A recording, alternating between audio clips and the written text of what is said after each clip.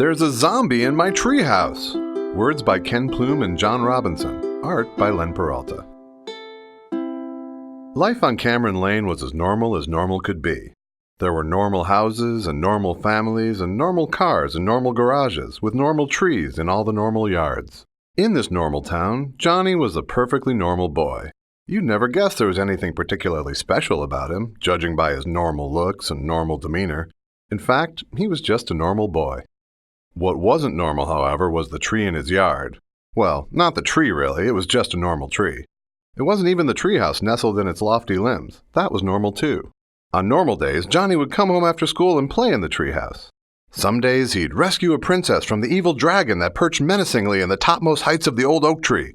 Other days he'd vanquish the dread pirate lord whose flagship just happened to look suspiciously like the old shed in Old Man Johnson's yard. Sometime he even managed to save the Ruby Galaxy from the monstrous Zorgo, when his mother didn't make him come in too early.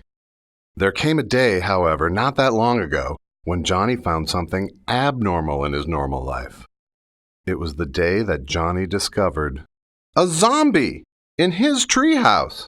How was he supposed to play today or any day? No matter how much he wanted to drive the burly bandits from Gruesome Gulch or defeat the Greyhand Ninja Clan, with the presence of this undead intruder, it certainly seemed like there was no way he'd ever be able to play in his treehouse again.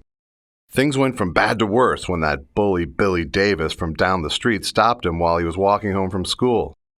"What's the matter?" Billy the bully asked. "Why aren't you playing in your stupid little treehouse?" "I can't go play in my treehouse," Johnny said. "There's a zombie in it." "There's no such thing as a zombie, you ninny," Billy said. "Well, if you think that, you can go tell him. He's right up there in the treehouse. I bet he'd love to hear he's not real.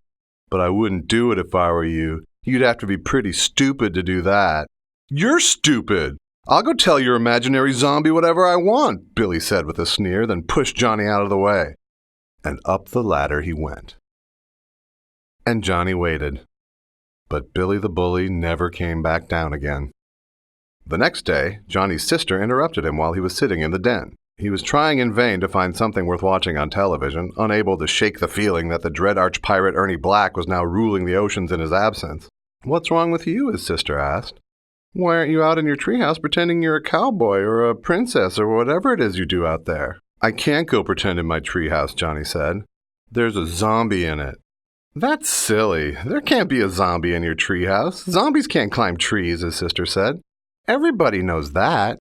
"Well, everybody but this zombie, apparently, because he's up in the treehouse. You're more than welcome to go tell him he can't possibly be up there, but I wouldn't if I were you."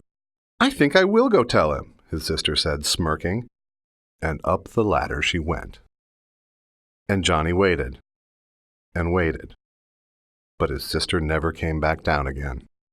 The next day, Johnny's mother came into his room while he was lying in his bed, wondering what he was going to do now that he didn't have a treehouse anymore. Who would save the Queen of the Moon? "What's wrong, Johnny?" his mother asked. "Why aren't you up in your treehouse having an adventure as a secret agent or something?" "I can't go have any more adventures in my treehouse," Johnny said. "There's a zombie in it." "Now, dear, we've talked about this before. Zombies aren't real. They're legends. In reality, they're just people who think they've died and been brought back from the grave," his mother said. "They don't know any better. Perhaps it's just a confused person in your treehouse." "Well, the zombie in my treehouse definitely doesn't know any better because he's real and he's up there right now. It'd be great if someone could unconfuse him so he'd go away. But I wouldn't do it if I were you." "Nonsense. I will go tell that poor deluded man right this instant," his mother said. And up the ladder she went. And Johnny waited. And waited. And waited. But his mother never came back down again. The next day, Johnny's father came into the kitchen while Johnny was sitting at the breakfast table, building a great pyramid out of cookies. "Johnny, why are you moping about in here?" his father asked. "And have you seen your mother and sister?" Johnny sighed. "I'm in here because I can't go up in my treehouse and play. There's a zombie in it. And Mom and Sis went up to go take care of him." His father said. "Well, I hope they remember that it takes a nice strong blow to the head to stop a zombie, and really, if it's only one zombie, he should be easy enough to deal with. I'm surprised and a little disappointed you weren't able to solve this problem on your own." "Well, he seemed to be more than I could handle, Dad, because he's still up in the treehouse. Maybe you could show me how to do it so I could have my treehouse back." I'd be sure to take notes so I could handle the next one, but maybe you should get some help, just in case. Oh, poppycock, son, if it's only one zombie, I won't need anyone else. Dad'll show you how to get it done straight away, his father said as he grabbed a sledgehammer. And up the ladder he went.